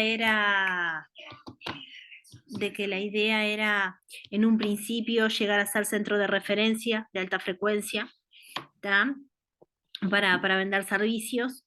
Ya te digo, te queriste una clase muy, muy clara. ¿tá? Es como todo, si no manejas bien los parámetros y las modalidades, cuesta entender, y más cuando es teórico, a veces resulta como mucha información, ¿tá? Y por eso sientes que es un monólogo, que no participan, que no participamos, ¿tá? Porque No, es yo mucha entiendo que información. ventilación es un tema complejo que aparte no a todo el mundo le gusta, entonces es difícil de asimilar todo esto que es como muy teórico de la ventilación y Ujú. yo qué sé. Si tienen algún paciente en alta frecuencia, capaz cuando hagamos los talleres podemos hablar de otras cosas que tengan que ver con la ventilación, con cómo se modifican los parámetros ventilatorios en relación que son diferentes, que es diferente cómo ventilamos al paciente en una modalidad y en otra. Ujú. Pero Sí. si se quedan con la idea de que del video, de que aumenta la presión de la vía aérea y el pulmón vibra, esa es la base de la fisiología de la ventilación de alta frecuencia. Ujú. Sí, después algo, Taiste, para acotar, cuando tú hablaste de neurodesarrollo en los pacientes con alta frecuencia, lo que usamos, viste, que son los protectores. También dependemos mucho, ¿verdad?, de la guardia médica que tengamos, algunos nos Yo, indican que sí, otros que no. los protectores óticos de los Sí. oídos Ujú, no están recomendados. ujú, Porque en realidad yo les hago que hagan un ejercicio a todos que se tapen los oídos y traguen de gluten y hagan ruido con la boca. Potencia mucho más los sonidos internos y los decibeles del medio externo solamente se disminuyen en promedio 10 decibeles, que no es una disminución sustancial de los decibeles que hay en el entorno. Entonces, es una buena práctica cuidar el neurodesarrollo del paciente, pero cuidar el ambiente. No le pongo los oídos al paciente y aquello, y nos ponemos a charlar de la fiesta con lo que comimos el fin de semana o cómo pasamos el cumpleaños. O sea, el cuidado para el neurodesarrollo en algunos pacientes muy críticos que están en alta frecuencia tienen que ver con el ambiente, no con que yo le ponga unas orejeras y me olvide del paciente. Las orejeras son bastante controversiales, en alguna época usamos mucho y después empezamos a evaluar que la evidencia no, nos dice que en realidad no tienen suficiente justificación de uso, porque potencian los ruidos internos, es decir, el paciente está ventilado, entonces todos los ruidos ventilatorios se potencian en el paciente y aísla solamente 10 puntos del medio externo. Entonces, no siempre están justificados. De repente, si yo estoy en un contexto muy complejo, que hay mucho sonido y bla, capaz está justificado, pero no de forma rutinaria disminuye la alteración, o sea, colabora extremadamente con el neurodesarrollo. Sí, la neuroprotección de los ojos, por ejemplo, ponerle un antifaz, que eso sí disminuye a 0 la exposición lumínica, y cuidar el ambiente, cuidar el entorno en el que está el niño. Cuando nosotros tenemos un paciente pediátrico con una neurocirugía, nadie se le ocurre ponerle tapones en los oídos. No, cuidamos el entorno para que que el sistema nervioso central se mantenga de la forma más basal posible. Bueno, los bebés deberíamos tener la misma conducta, igual que si tuviéramos un bebé, un paciente pediátrico con un tornillo de pica en un CTI, con una hipertensión intracraniana severa. Cuidamos el ambiente en el que está ese bebé para protegerle su neurodesarrollo. No le ponemos tapones a un niño que tiene una hipertensión endocraniana. Cuidamos el ambiente. Ese es el mismo concepto que está recomendado, porque los auricularcitos amarillitos no generan un cambio sustancial en el ruido, ¿sí?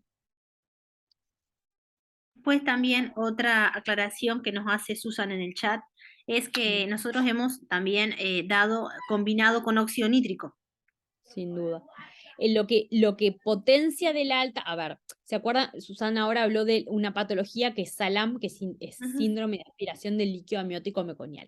El SALAM hace una sinergia de 2 patologías. Una es la hipertensión pulmonar persistente del recién nacido, que está perpetuada porque los alvéolos se tapan y no llega oxígeno a la vía aérea. O sea, la vía aérea no llega a oxígeno, el oxígeno es el vasodilatador pulmonar, pulmonar selectivo más eficiente que tiene el cuerpo, entonces yo tengo el alvéolo cerrado, no llega el oxígeno, se genera un mecanismo refractario que es de hipertensión pulmonar. Entonces, la alta frecuencia lo que hace es intentar progresivamente esos alvéolos que están obstruidos por meconio, ir abriéndolos.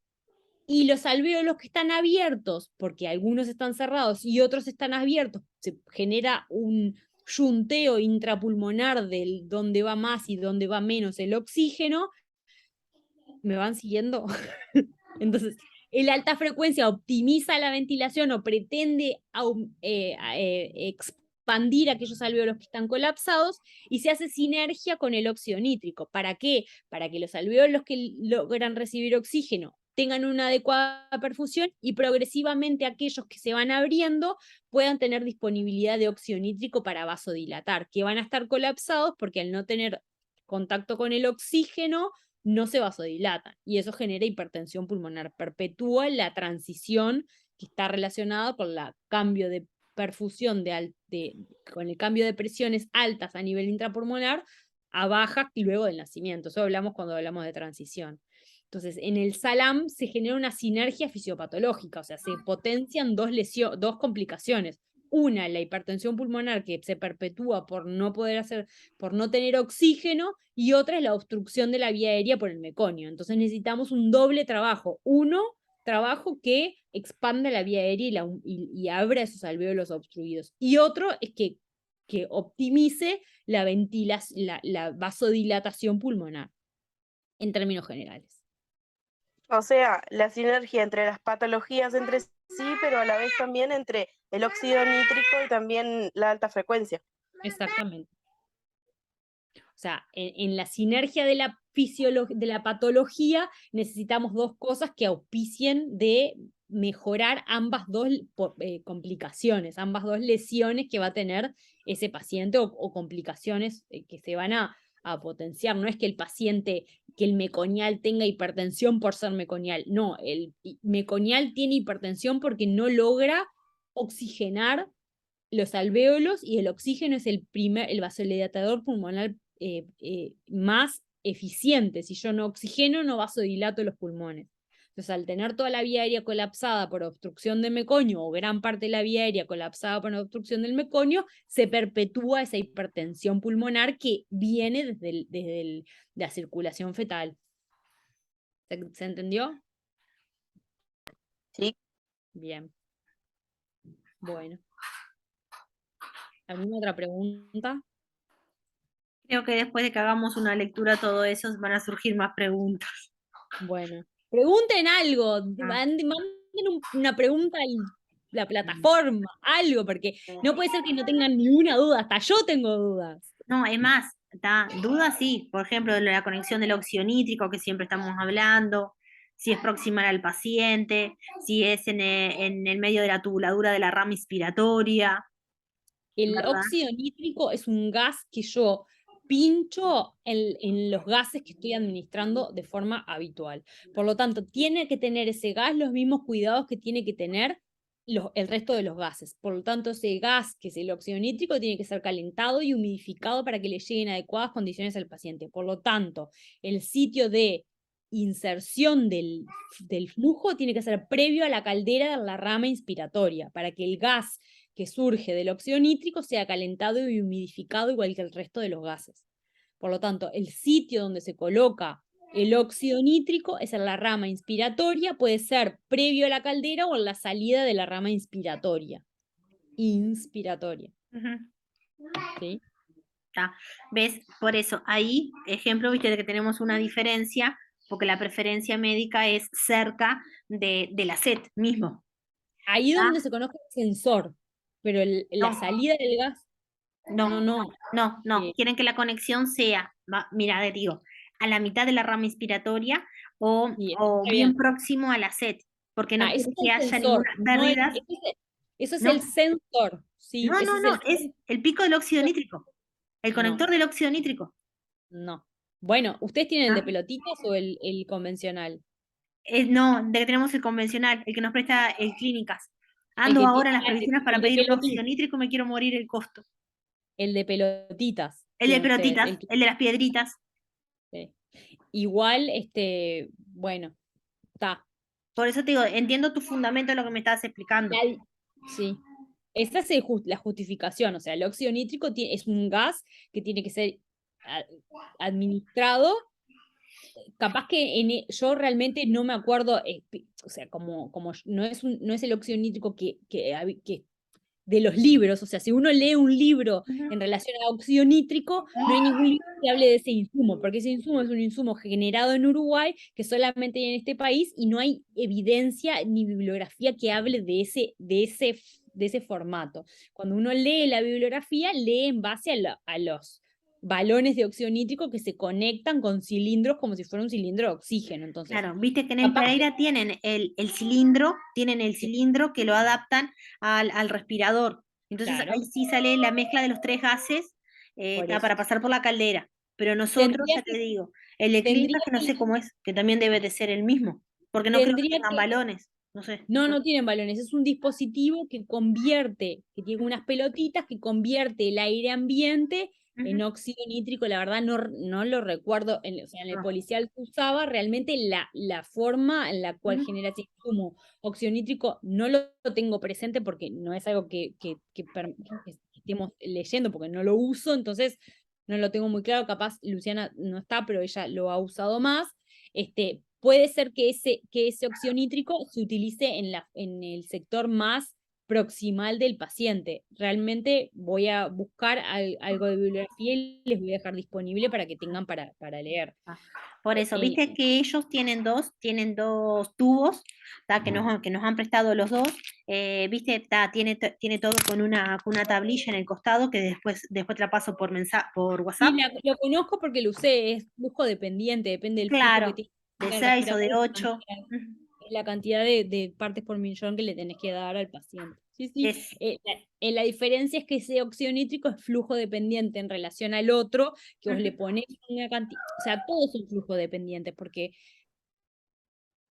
o sea, en realidad en la inspiración, en la cantidad de flujo y de mezcla que yo le doy al paciente, por ejemplo, si yo tengo una mezcla de 10 litros por minuto de una cantidad de flujo que le estoy llegando al paciente y le pincho el óxido nítrico, si yo le pincho 1 litro de óxido nítrico, estoy haciendo un concepto general para que entiendan la idea. Si yo le pincho 1 litro de óxido nítrico, seguramente ese óxido nítrico le llegue diluido o le llegue en menor cantidad, porque voy a tener mucha más cantidad de flujo de mezcla de gases, de aire y de oxígeno, que de óxido nítrico. Entonces, si yo tengo menos flujo de oxígeno, por ejemplo, tengo 5 y 2 litros de óxido nítrico, le va a llegar más cantidad de óxido nítrico. ¿Me explico? Es como si yo pusiera agua y aceite. Si yo tengo 10 litros de agua y entro y tiro un litro de aceite, la cantidad de aceite va a ser menor, porque hay mucha agua. Bueno, si yo pongo menos agua y igual cantidad de aceite, bueno, en esa equivalencia de dos flujos con la misma cantidad, le estoy dando más cantidad. Por eso ese óxido nítrico es flujo dependiente. A más flujo, menos óxido nítrico. A menos flujo, más óxido nítrico. Porque la mezcla de gases se homogeniza, termina siendo una la que le va al paciente. ¿Me explicó? ¿O más o menos? Sí, quedó re claro. Con el agua y el aceite, ¿entendieron? Bueno, todos cocinamos. Claro, ¿cómo no? Bueno, es un tema súper interesante. Obviamente no todos sabemos todo, pero bueno, es un tema que voy a ver si hay algo escrito en las clínicas. Deben tener cosas escritas de ese óxido nítrico que la verdad es que yo no lo he profundizado mucho porque no lo uso. Y a nivel internacional no existe, solo existe en este país porque se creó en este país y solamente está acá. Entonces, no hay mucha evidencia de cosas. Sí hay la experiencia del uso a lo largo del tiempo. Justo estoy haciendo las provisiones específicas de óxido nítrico, ¿tá? Bueno, y viene presentaciones de 800 partículas por millón, ¿tá? Entonces se está hablando del costo, ¿no? Por ejemplo, un balón, mira para que tengan noción, un balón cuesta Sí. 120.000 pesos. Un Sí, balón. conozco porque usamos, así que lo tengo Ah, clarísimo. no. Sí, sí. Es decir, eso es el balón, sin incluir la recarga. No, claro, Estoy esperando la cotización. cada balón vale más o menos $4.000, $5.000. La empresa te da el dispositivo para suministrarlo y vos le compras los balones a la empresa. Entonces, bueno, está. Sí, es un cuidado muy caro, realmente. Pero bueno, algunos bebés lo necesitan. Sí, sí, sí, sí. Bueno, nada. Bien. Háganse preguntas y transmítanmelas y si podemos las respondemos. Y nos vemos la semana que viene. Dale, impecable. Muchas gracias, Soledad. Muchas gracias, Gracias. chiquilines.